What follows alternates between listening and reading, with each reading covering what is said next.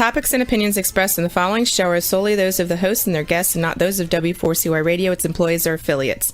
We make no recommendations or endorsements for radio show programs, services, or products mentioned on air or on our web. No liability, explicit or implied, shall be extended to W4CY Radio or its employees or affiliates. Any questions or comments should be directed to those show hosts. Thank you for choosing W4CY Radio.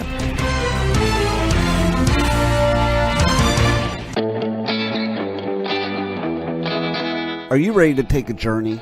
Let's connect with the healers of the world. It's that time. It's time for the Language of Healing on W4CY Radio and Talk4 TV. Now here's your host, Emotional Wisdom Training Specialist Nicole Fortin.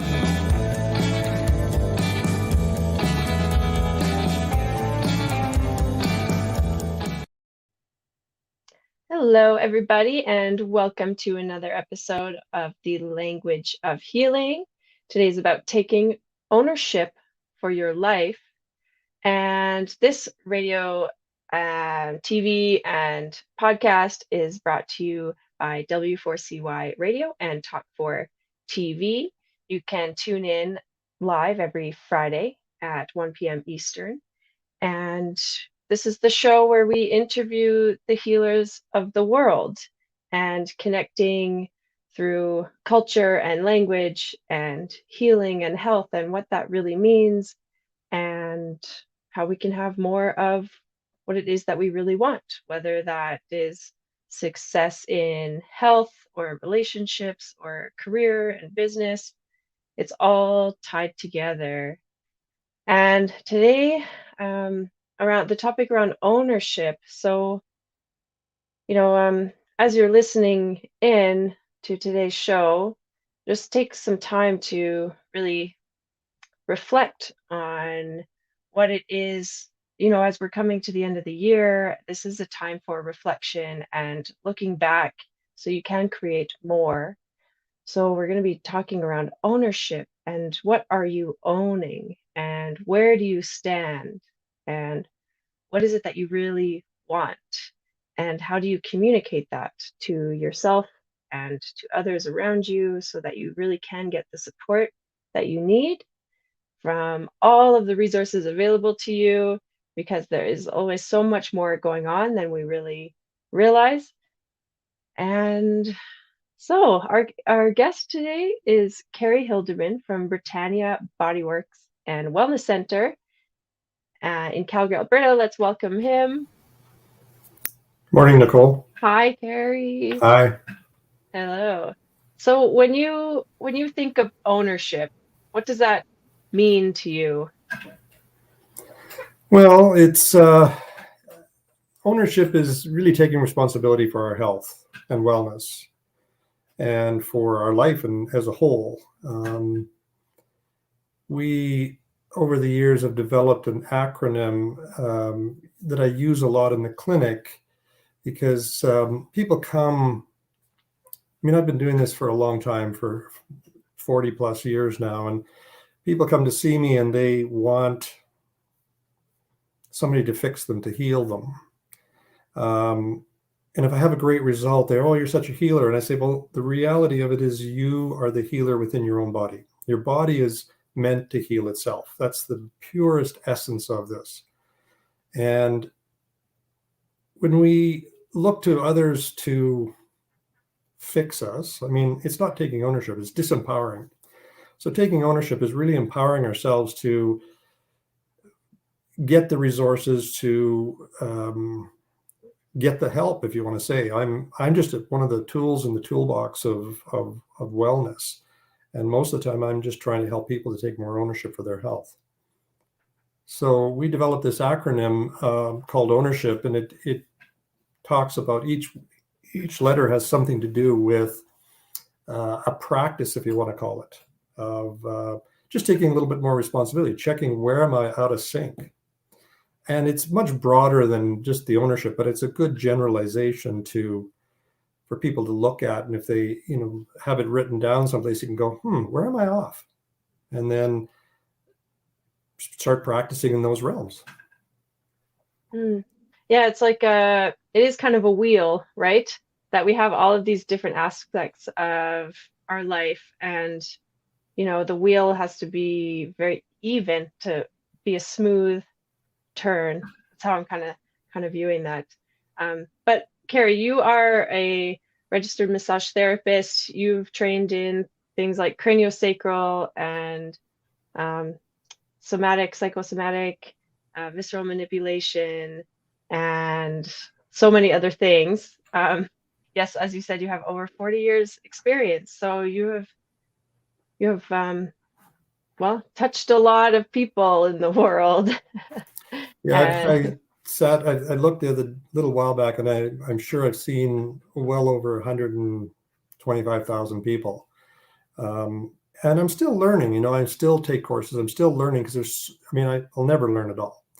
And I try to learn what interests me and what serves my clients in the realms that I am. There's lots more that I could do, but just time and life, and I want to have a life too of enjoy myself, have my own practice as well.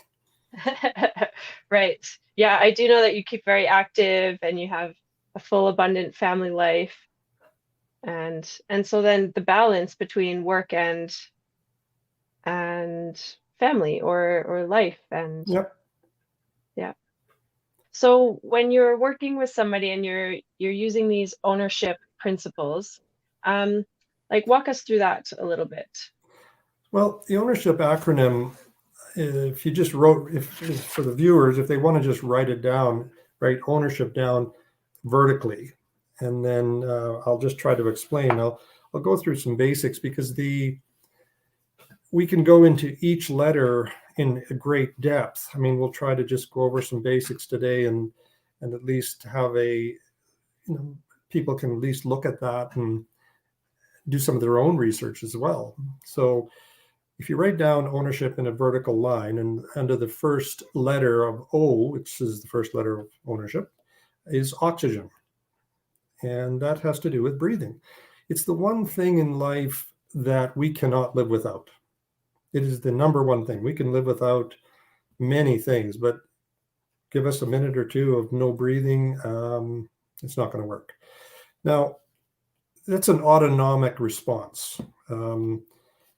It has a big effect on our autonomic nervous system. So our autonomic nervous system is our sympathetic and our parasympathetic systems.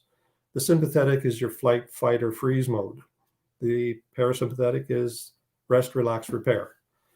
They're both normal responses in our bodies. But as a simple example, if something happens, there's a bit of a trauma, our first thing we do is hold our breath. Oh my God. And that's a flight or fight response. Now, if these things are happening, it's normal for this to happen. But at the same time, there's a point where the body should come out of that trauma. That's when the body goes back into rest, relax, and repair. That's your healing mode. The sympathetic response it's a protective mode. It's there to protect us and to get us out of danger, to defend ourselves. They're normal responses. When I see people with chronic pain, many people are stuck in their in their sympathetic response. I call it flight, fight, or freeze. They're literally in freeze mode. Some more Not so breathing. than others. Just frozen. Yeah, they're stuck there. The Yeah. body won't, if you want to say heal, it won't heal there. It will repair to a certain degree, but it'll be stuck in chronic pain. So learning to breathe effectively, diaphragmatic breathing or yoga breath, that has to do with your getting the body back into a parasympathetic.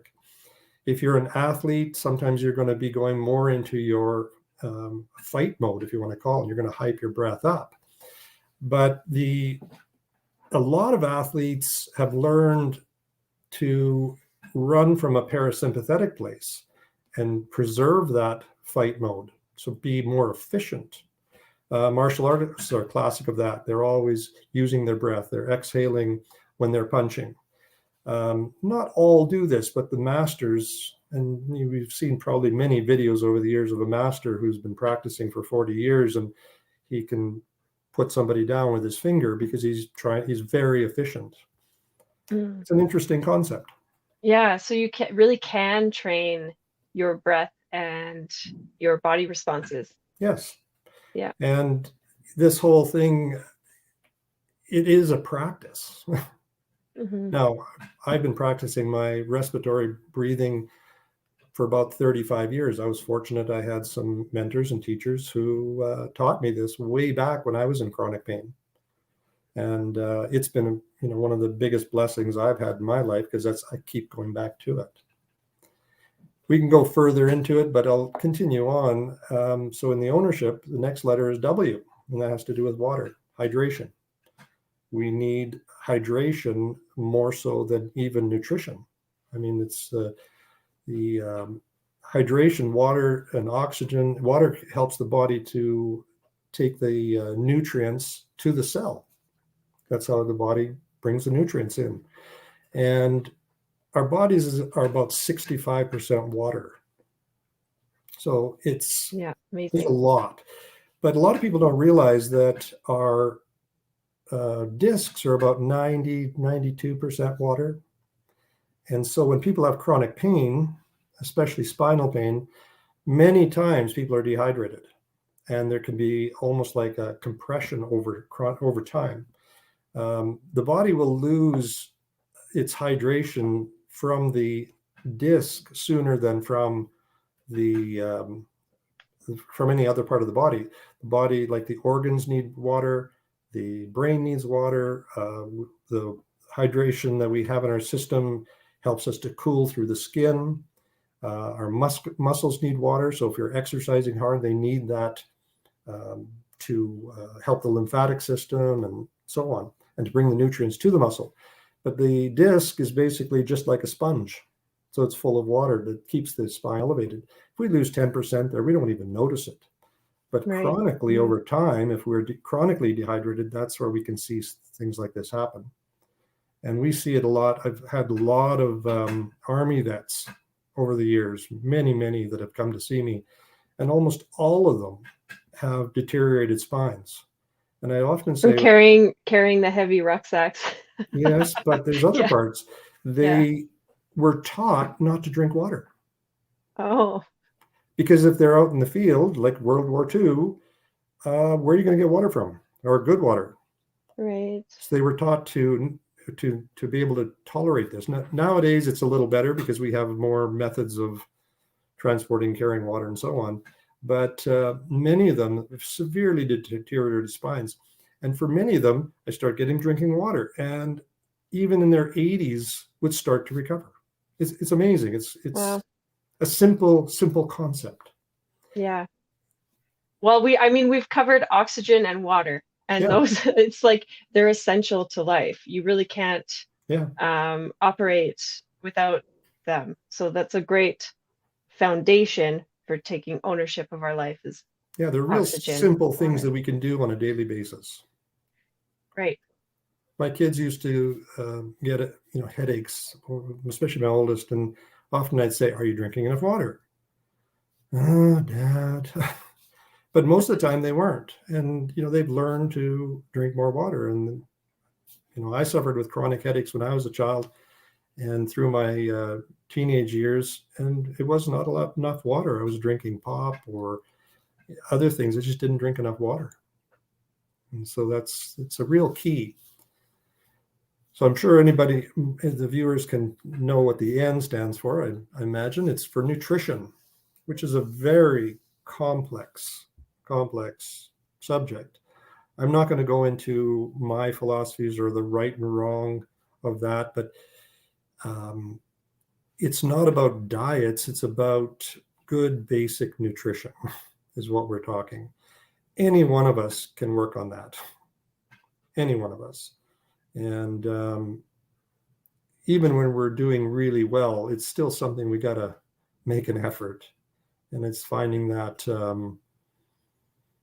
what makes my body, I use the simple concept of what makes my body feel good, not what necessarily just tastes good and feeds my my taste buds, but what makes me feel good. After I've eaten, an hour later, am I feeling good? That's when I know I'm feeding my body and my soul at a deeper level. And how's my body digesting as well? That's a whole nother aspect, because for a lot of people, they might be eating well, but their body might not be utilizing the foods very well. Yeah.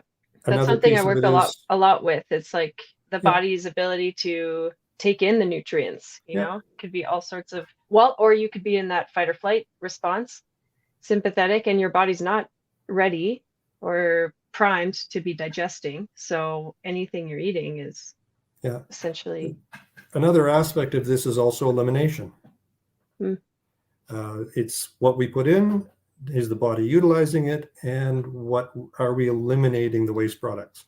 And a lot of people don't realize, I mean, I often ask clients, or how are your bowel movements? Oh, they're fine. Well, how often do you have bowel movements? Oh, once a day. That's not bad. When I hear once a week, that's really bad. But the basic philosophy is food in, food out. When we put food in our mouths, there's a whole peristaltic action that happens from chewing that helps the body to eliminate. So the food should go in, and an hour later, we're eliminating. yeah. That's a simple concept, but a lot of people don't realize it, and it's a powerful piece.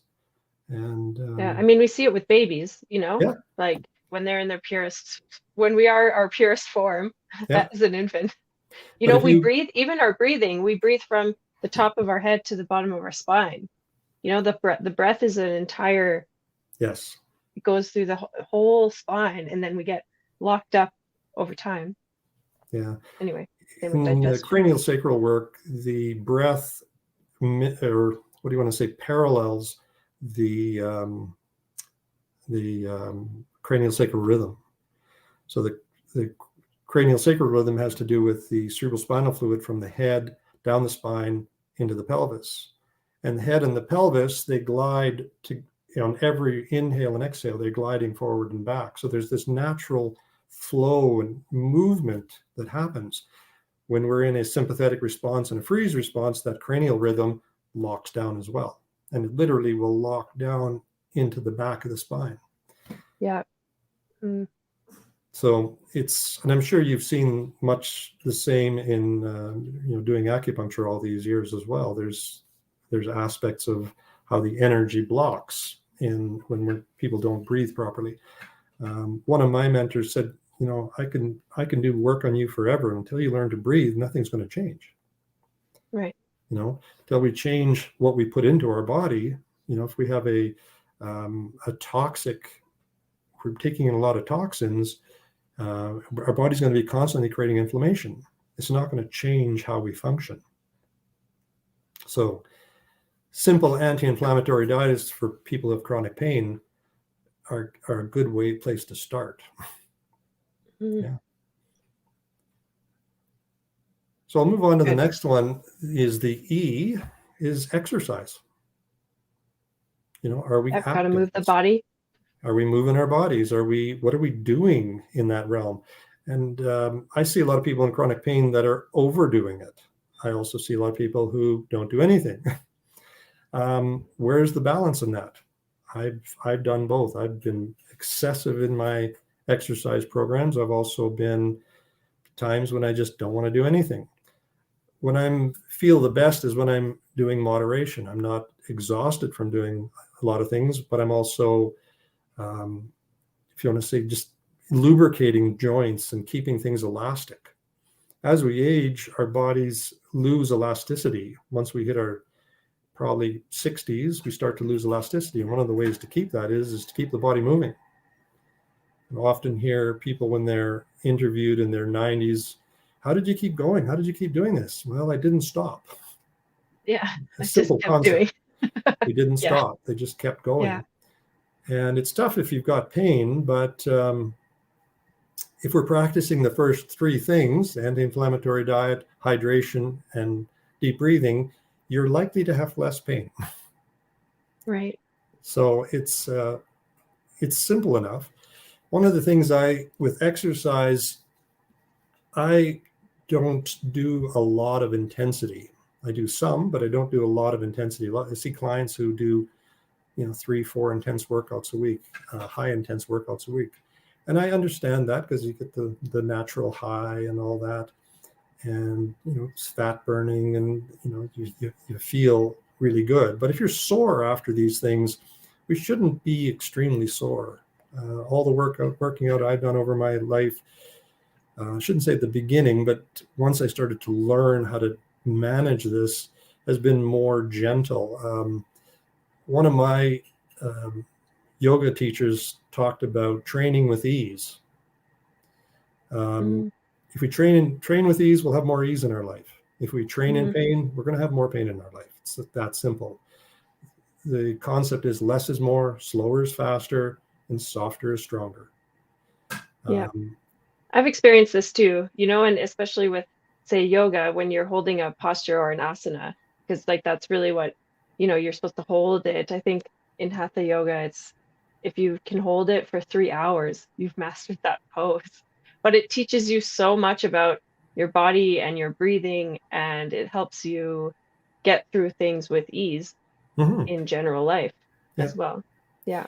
And even there, like we do some postures in yoga where, they want you to hold it for 5 minutes. But if your muscles are burning, the nervous system is burning, you've got to listen to it. Right. It's not just about so you have to practice and build up. Yeah. It's not just about pushing through. Right. And because the neuroreceptors are just yelling at the brain to stop. And if we don't listen to that, we can actually create more strain, more inflammation, irritation, and so on. A lot of my training, I used to be in a lot of chronic pain when I was young from playing hockey and dirt bikes, snowmobiles, multiple car accidents. And that's how I got into this industry, because I really loved playing, sports, and I went 110% all the time and ended up with a lot of neck injuries and chronic pain. I even had a bulging disc in my low back, so I had chronic leg pain. And I was just fortunate because I ran into people over the years who taught me about proper training, about breathing, about all these different aspects we're going to talk about. And for some reason, I embraced them, I guess because I felt better. And that's what I try to impart on with my clients. It's they're simple things. And I mean, I always say these things are things to be done. These are the things you do first before you go do a cortisone shot, or before you do, any kind of injections. Do the simple things first and see how your body does, because over time, and be patient with it as well, because the body, it does take time to heal. Right. Yeah. These are essential practices, foundational pieces. And without them, the tower kind of crumbles. Yeah. And then we look for a crutch, and it's like, well, that's the crutch, but have you really taken ownership, and in the way we're talking about it with oxygen, water, nutrition, exercise, as we've just started with, are those building blocks that keep you solid. And then what you were saying at the beginning is, so you're a facilitator, like the doctor, the healer is the facilitator, but you're really in that position of healing yourself. It's your soul's journey, your responsibility in a sense. Yeah. I have had clients who've come in over the years, and it's always kind of fun to watch these things, because they'll come in and say, I'm here, can you fix me? And I'll say, well, that's not what I do. Right. I said, your body knows how to fix itself. You just haven't figured that out yet. Until you get to that point, you do have to rely on something on the outside. But there is a whole, if you want to say, a philosophical approach to it. But it is more than philosophy, because it's tangible. It's things that we can do. It's empowering. And when we're empowered, it changes the chemistry in our bodies. If we're depressed, we have more chemicals that create depression and less healing. So it's trying to empower each of us as individuals to find those little things that make a difference in our lives. And when we're doing that, if we're doing whatever the therapy is, we're going to respond better. And we've certainly seen that in our clinic. People who you give them an exercise sheet, they do the exercises, they tend to respond better. The people who change their diets, if they have bad diet, they tend to respond better. So Yeah. And that state of empowerment. Yeah. yeah, Like I can do this, with the support of others. And that's also part of being a resourceful, creative human is getting the support when you need it, or yeah, having an environment that helps you grow. yeah. And there's different learning levels, right? We're at different levels. Like we're not a master at everything. We might be very beginning baby stage of something and just learning. Yeah, I mean, life is a constant learning. I mean, we're going to, come across people throughout our lives. I mean, I've been to many different chiropractors, many different naturopaths. Each one of them have served me well. In our clinic, we've had, I don't know how many massage therapists that have come and gone over the years. And each one of them has their own value in how they approach things and what they do. And, I've had various acupuncturists over the years. They've all been valuable. But, it's having that team as well of people who have a variety of resources that remind me and help me. In my life, I've had a good half a dozen teachers who've been profound in my learning, in my growth process. And some of my teachers and mentors have also taught me what not to do, because that didn't work. Right. It's an interesting process. Yeah. So And you kind of take what like a sponge, I guess, but like absorbing what really resonates with you, what works for you. yeah, There's so many ways. It doesn't have to be all just one way. yeah. We're all very unique. Yeah. I often say to clients is, I have lots of resources, but I may not have the answers for you. I don't know. Mhm. I mean, it's you may have to take a more radical approach and something that's more clinical or medical. We don't know for sure, because depending on how complex things are, and where the body's at, genetically, and also the depth of the problem and the chronic nature of it. If it's been there for 30, 40 years, it's more difficult to shift, and it takes more time. So it's and a lot of it depends on the person's patience as well, because I've had clients who, well, they give me one session and that didn't work. Yeah. Well, I may not be the right person for you. Right. It does take time. So the next letter in the ownership principle is R, which is rest, recovery. My favorite. Yeah, it's a big one. It's what do you want to say? It too, in some respects, is a practice, but it's an autonomic thing. We don't learn to rest or learn to sleep. We're not just talking about sleep. I mean, sleep is part of this, but sometimes it's just a matter of when we have chronic pain or we have chronic conditions, taking time for ourselves. I mean, I hear from many clients that say, "Oh, I haven't got time to lie down for 5 minutes." How important is your healing? It's just a piece of the puzzle. And it may not be rest in the sense of lying down. It could be just stopping for a moment and taking a break, having a big sigh of relief. That allowing us to take the time to breathe and to move the body in a different way instead of driving forward. Almost like sink back a bit, like versus the moving forward, always busy and rushing and just... We do live in a very busy world. Yes. And if we forget to just take time to, there's that old saying, smell the roses. We miss it, because life will go by. It will go by.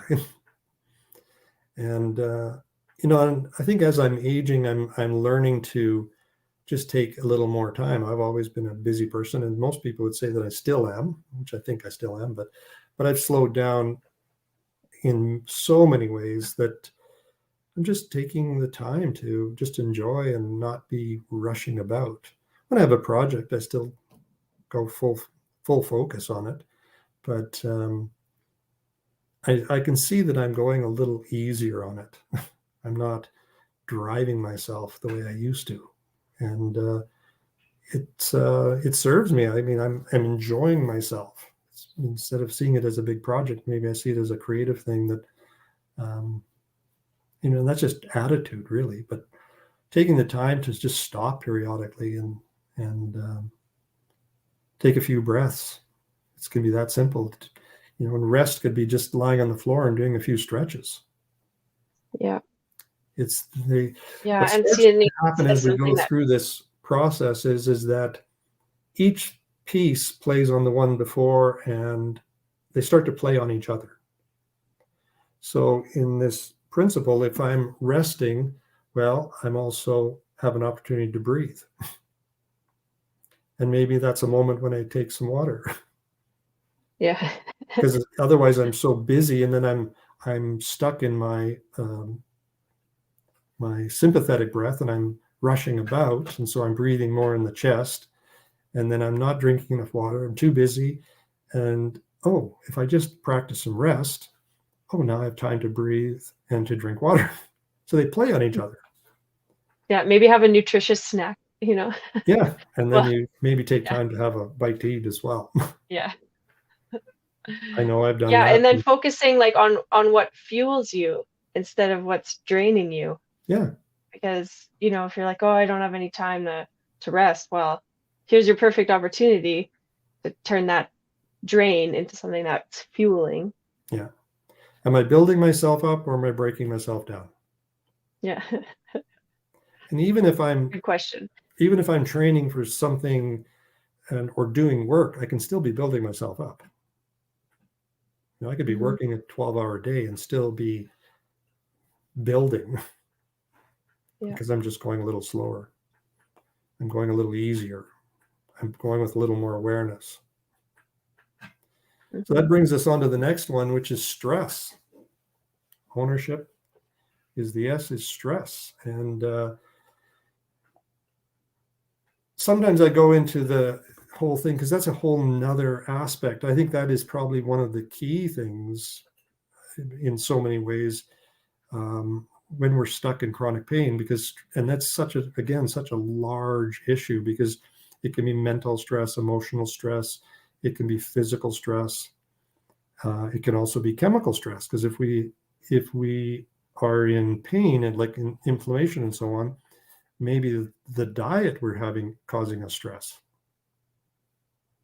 You see, but for many people, they have all kinds of emotional issues that have been maybe some traumas or situations that have happened, and it can even be belief systems.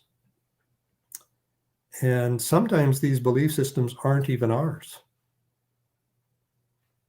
I've had various situations in my own life where I recognized at some point, like having some chronic pain, that, wait a minute, this isn't even mine. Where it's something that I was taught from my parents, because my dad had a trauma. Be careful with your back, don't hurt your back, don't hurt. And that's what I heard over and over and over and over again. And then next thing I know, I'm hurting my back. And when I started to let go of that, realizing that, I do take care of myself. I do take care. I am careful when I'm lifting and doing things. I haven't had back pain ever again. So it's an interesting concept. And I mean, that's something, again, that would be a conversation that we could probably talk a whole hour just on that, maybe more, because there's so much to that scenario. And it's stress is an individual thing. And my big thing there is get help. If you recognize that that's one of the aspects, is there is a lot of people out there who can help us. And it's just finding the help that we need. Right. Yeah, and there is so much out there. Yeah. But there's always like the little signal or a little message that comes to you, or some series of events that leads you to the people you need to connect with. Just Yeah. trusting that, at least, right? Because when we are stressed and stuck, it's very hard to see outside of that. So Well, sometimes our stress is our own internal process. yeah, This is I the mean, way I believe, stress is and how I'm we not going to grow, change. right? How the caterpillar, comes out of its cocoon. Like, it has that stress that it needs to break through. Yeah. So, I mean, it is useful, obviously, right? Yeah. Yeah. I mean, sometimes our stress is our own, if you want to call it our own self-sabotaging thing that we've learned over. And I'm not changing this. This is the way it is, and I'm not going to change it. Well, when do we want to make that change in our lives? I mean, it's, how do I want to feel? How do I want to be in this world? Supposedly, I get one shot at this life. How do I want to be here now? Yeah. How do I want to be here now? Mm-hmm. I remember that reminds me of a story. A client came to me, God, 30 years ago. Well, my next life will be better. And I said, well, what if the things you don't deal with in this life, you just take on into the next life? And she's like, really? Is that true? And I go, Uh-oh. I said, but what if? I said, you're here now. Yeah. So then I guess I better. That's a future me problem. So anyways, next time I saw her, I said, so how's that going, that issue? And she says, oh, it's fine. I just dealt with it. It's all good. And all her stress was gone. Now, that doesn't mean it's gone forever, but she just empowered herself one step further. Right. I tend to notice that when you do something that is stressful, it's like you've reached this boundary. Like, you have to make a choice. Yeah. In a way, and once you do make that choice, it is a very empowering decision, I guess, even if it's difficult or whatever, but it frees more energy. Mm-hmm. Like, it opens you up so you can keep moving. So, well, and there's growth. When we have hard. stress, there's also growth. Right. If we continue to move through it, we are growing and learning. So yeah, it's it is an important piece. So the next piece of this is the H of ownership, which is happiness. Hey. And I know my wife has done a program on on happiness, and it's a simple thing. It's not easy though, and it is a practice to choose happiness on a daily basis. Now, I often see people coming in with chronic pain. There isn't a lot of happiness and joy in their lives.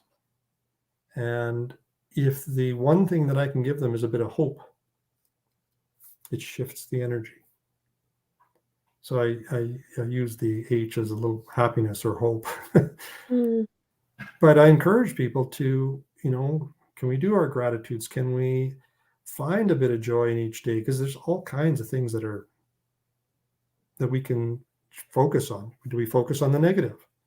I mean, we're in a state right now where there's a lot of focus on all the negative and the fear, which, affects our stress. It affects our rest. It affects our digestion.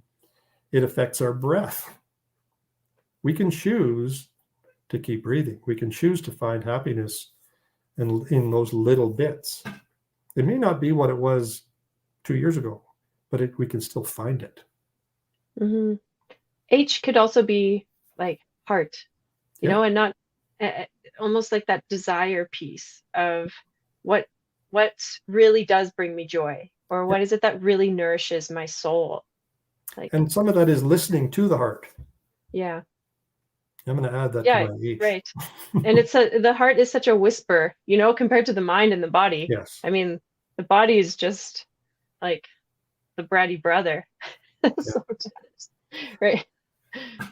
And the mind is also pretty powerful voice. So the heart, yeah. One of my mentors said, when you connect them, like the whole mind-body connection, when you connect the mind, the body, and the heart, that's when you start to function well. Hmm. Yeah, just like emotional wisdom training key Yeah. principles as well. It's not a new thing. It's been around No. forever. Well, it's like the Holy Trinity, It's Yeah. like the three, there's the two, but there's the third component that really wraps it together. Anyway, Yeah. we could have a whole conversation around that as well. Yeah. But it's just reminding you, it's to remind people that, to listen to your heart, to practice happiness, to find hope in every day. And right now, I mean, we're seeing it in the clinic where people are just, doesn't matter what position they take, they don't have a lot of hope. And it's just trying to find those little bits on a daily basis to keep us moving, keep us moving forward. What might you like? Because I've noticed too that this piece on hope and happiness, that it's been hard to plan something and look forward to something. Yeah. We're always have the next step in mind, right? But now it's like you plan something, oh, it could change at any moment. And that's always been the case, but like in some way, right? That accidents happen. And but I think it's a little bit difficult when it's this chronic, we're in a chronic state right now, right? It's not an acute like trauma injury. It's been long standing. So I don't know what might you advise or have any words of wisdom around moving forward, or just having something to look forward to. And this is the hope and happiness. That's a tough one because I'm going through it too. And we want to plan a ski trip. Oh, okay, it's going to be a challenge to go there. No, then you book a place, and we've heard this over and over and over. People book a place. Nope, now that's shut down. You can't do that, and they lose all their money. And I think we have to be almost like a bit of a shapeshifter. And like an amoeba. Yeah, it's not easy, and I don't have a simple answer for that. I'm still looking for that answer myself. I think the answer that I keep going, you got to go a day at a time. Day at a time. If it works out, it works out. But we've got to go a day at a time. So, yeah, I don't want to go too far into that. So, because that is probably one of the challenges of the day. Right. Yeah. It is. It is. It does have some weight to it, and I think where I stand is trying to make light of it. Anyway, it's like trying to keep my spirit light, and just like little things can make me happy. Like, I don't know, it's simple, but sometimes taking that break with my tea and my whole body's just like, in this moment, life is good. Well, and I think sometimes this is one of the things I've learned from my mother is. My mother lived to be 96, lived in a small town in Saskatchewan. And she lived to be 96, you said? Yeah. Yeah. And before she passed, I said, is there anything any regrets? She goes, no. She was so content, but she had a strong spiritual base. A lot of these things at a subtle level, I learned from her. When I was a kid, Prevention magazine was on the coffee table all the time. So my mother did a lot of these things. I remember talking to her years ago. I said, I do what I do because of you. Really?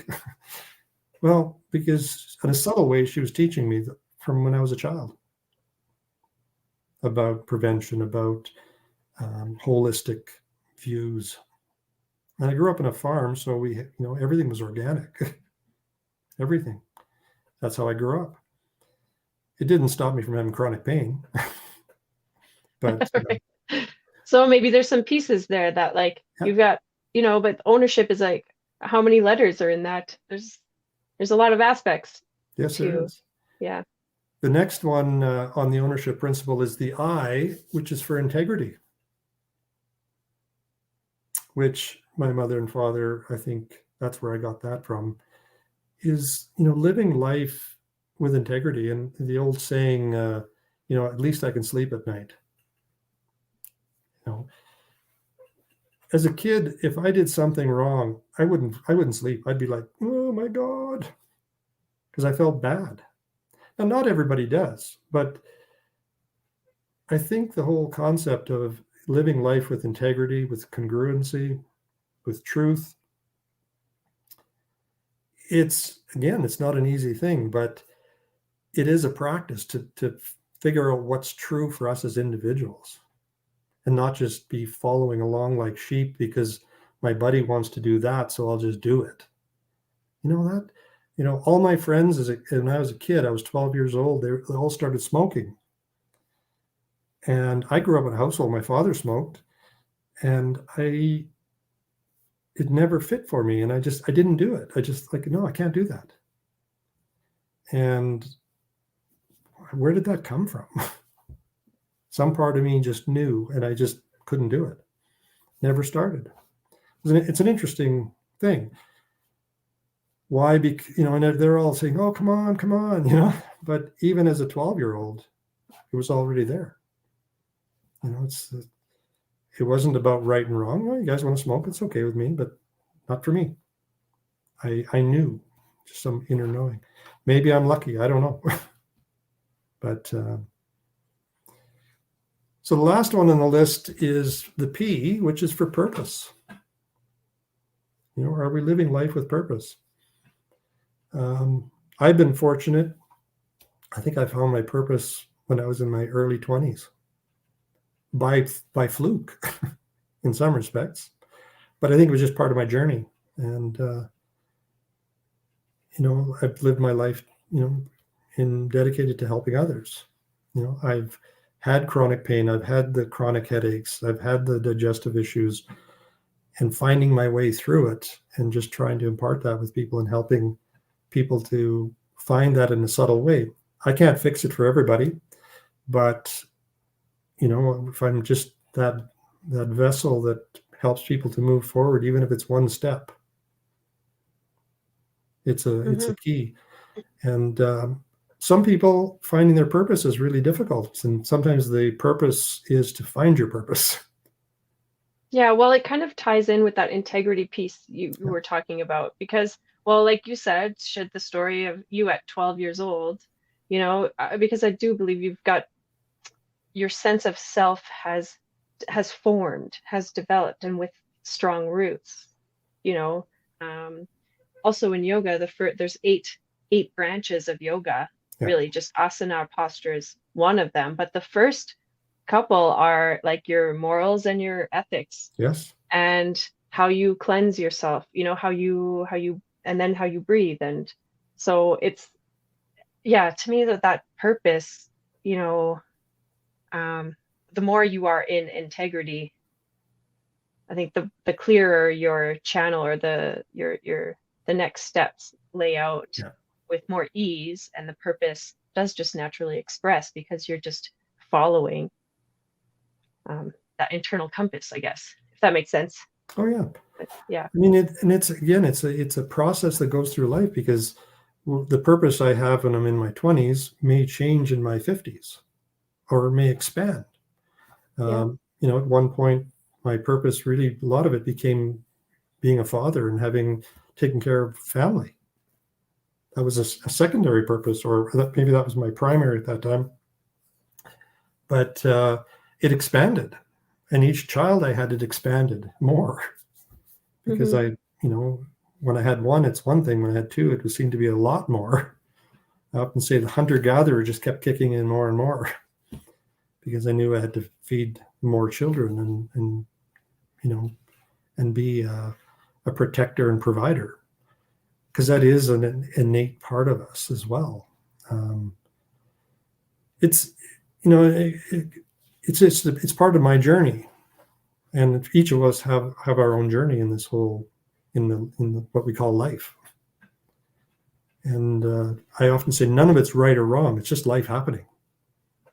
And can we make choices around it? Can we find ways to see, sometimes some humor, sometimes some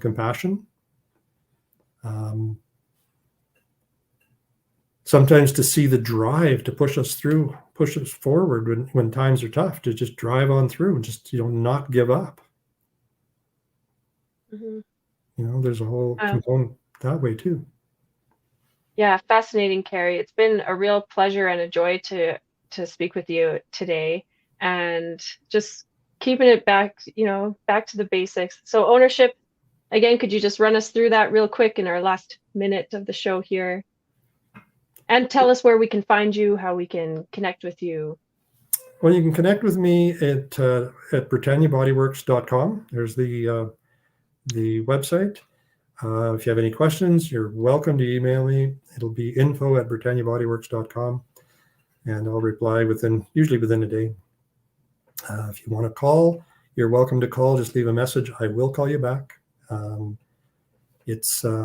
an open book when it comes to this stuff, and I've been doing this for a long time, and I don't intend to stop anytime too soon. So, no, you are a man on a mission.